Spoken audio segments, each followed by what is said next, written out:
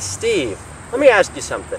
Why is it that when Jan Arden records a new song, she does so with the question, what kind of music would be appropriate to commit suicide to in mind? Oh, man. I don't know. Good to see you, Zach. Long time. Good to see you too, buddy. Have a seat. Hey.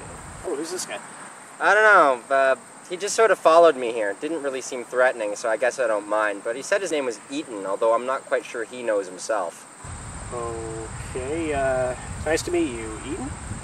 Itzhakov. Okay, Itzhakov it is. I'm Steve. Hi. So, what do you do for a living? Well, a couple of times a week I post video rants on YouTube and Blip TV. That's your job? Keeps me sane. Yeah, sure. Remember the Twitter incident? Sanity is relative. Wait, what is your job? Oh, no. I am not pushing my luck there again. There's a very simple reason I don't talk about my own life that much. It can get me in some really big trouble. I mean, I can lose my job for saying certain things about it in public. I've already lost some major people in my life for criticizing certain attitudes about them. And I've already got people threatening to kill me for either asking uncomfortable questions or just calling it as I see it. So, you basically just sit around losing your mind all day? Yeah, that pretty much covers it. I mean, what can I say? If I known that in my mid to late 20s, I'd still be living at home and doing a job that basically just needs me to show up and be in good health. I would have just slept through high school. Whatever you need to show up, I mean, I could have just said, screw this, I'm headed to the quick stop. You're not alone, man. I know a lot of people from high school who are still living at home, and very few are out with full-time jobs. I was, but got laid off. Shit. So you just ran about nothing in particular? Well, I like to think of it as punishing the stupid. Steve here tries to see it as some kind of public service announcement every once in a while. Yeah, and sometimes I just put dumbasses against the wall. I mean, there are days when I feel a little bit strange complaining into a webcam about things that people hardly ever care about. But then there are people who scream that Miley Cyrus is not and must never be fat, all because some ballless jackoff on the internet has got way too much time on his hands. So, of all the things to give yourself an ulcer over, you're choosing schoolyard gossip? No, other people are getting ulcers over it. I just want to shoot myself in the head because other people are getting ulcers over it. And then there are fanboys. Ugh. And with all the geek movies out this summer, there is no shortage of them. I mean, Star Trek, Transformers, Terminator, G.I. Joe, Harry Potter, you name it. And with the fans comes the pointless nitpicking over complete bullshit. Honestly, every time I hear some overgrown cartoon worshiper saying that a popcorn movie has raped his childhood because it doesn't have a certain symbol on a certain costume, I am honestly compelled to grab them and dump them in the middle of a desert. Make them deal with the real world for a little while. Maybe then they'll realize that knowing every word of every Star Trek episode, film, novel, video game, and comic book is not the be-all and end-all of the universe. Look, if any fantasy series means so much to you that you base your whole life around it, then how about paying forward some of the points they got?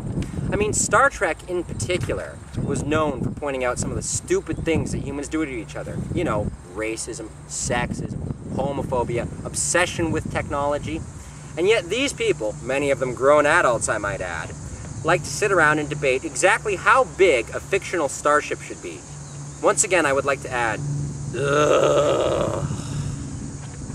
Ah, I see. It's like the internet. People spend more time worshipping at their own personal altars than actually doing something productive in their lives. Yeah, I know what you mean.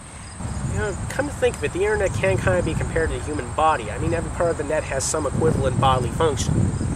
Yeah, like the government and valid businesses. They're like your brain. They have their purposes, but they aren't utilized that often. Forums and chat sites. They're like the nervous system of the net. They transmit specific information from one part of the net to the other. Of course, sometimes the information isn't that good, and you always have to watch out for the trolls. So, if everything on the internet can be associated with a part of your body, what would represent actual people? Food. I'm serious, food. I mean, for better or worse, we are the net's resources and nutrients. Though not all nutrients coming from food are good nutrients. Let's face it, most food becomes shit in the end. Quite frankly, I've always considered Facebook and MySpace to be part of that large percentage that is the crap of human existence. Steve, don't you have a Facebook account? Shh! No one's supposed to know about that. In my defense, Facebook originally had a meaningful purpose. It helped university students connect, communicate, and collaborate on group projects, and find out what was going on campus. Okay, that isn't so bad. What the? Pet profiles? You've got to be kidding me.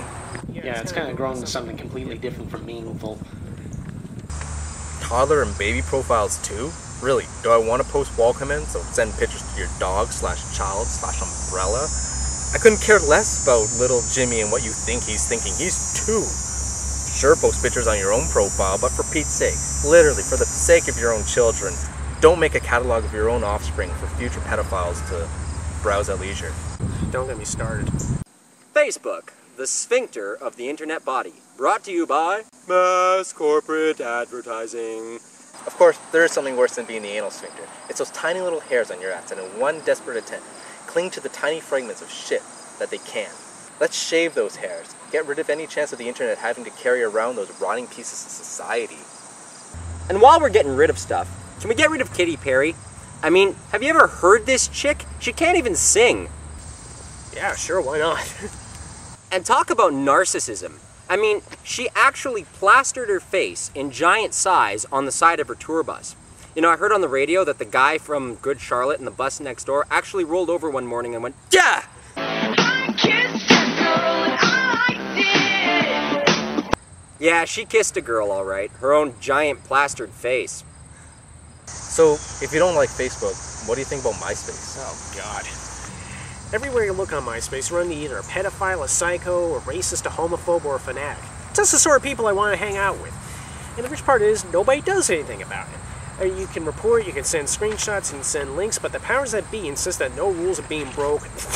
Right. But they will kick you off for bringing it up and staying up to them. You know, things are really getting bad when the only calm people on the whole place are the ones that are getting gangbangs for a living.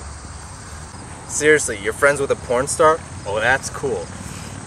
And you have a bajillion friends? Seems reasonable. And your name is Sexy Beast 731?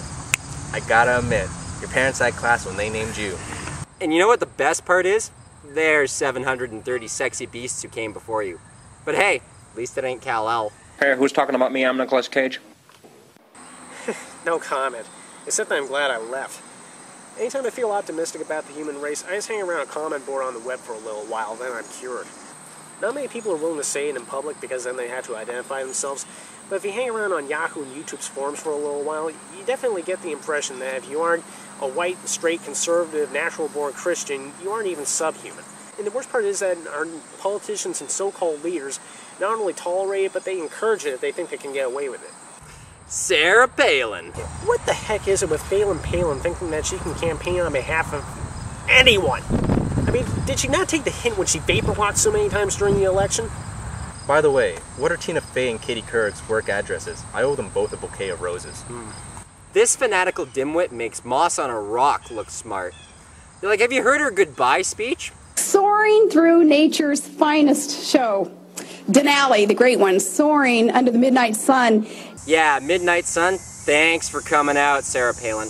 Just to be clear, I'm aware that the sun doesn't really set for a few months in Alaska, but you do realize you've just confused a whole lot of other people, right? The cold, though, doesn't it split the chachacos from the sourdoughs? I honestly thought she was stoned. Like, I thought she went and did a whole bunch of shrooms before coming into this room and giving her speech. Like, what the hell was that? And then the extremes in the wintertime, it's the cold, frozen road that leads north to Alaska. What are you talking about? Madam, you had your shot at making a difference, and you blew it. Not only did you blow it, but you gave up and ran when you started to notice that some of that heat you were stirring up turned around and burned your ass instead. Your followers are passionate, but they're even dumber than you are. The people who hate you aren't jealous, they just wish you'd do the human race a favor and fuck off already. All you've done is join the likes of Paris Hilton, Amy Winehouse, and Courtney Love in showing the young women of America exactly how not to behave in public. So, for 100 episodes and counting, that's what I do in my spare time. Why? Because not enough people are. Stupidity. It's not a word, it's a sentence. Thanks for coming out. Enough said.